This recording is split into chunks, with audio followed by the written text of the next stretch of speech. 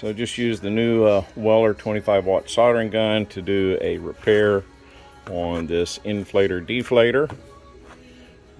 The switch had disconnected from the power connector.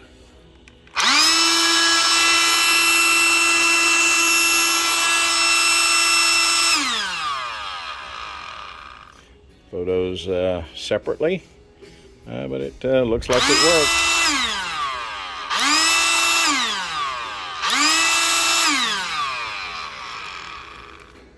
Gun itself is pretty much your standard. It does have a variety of tips.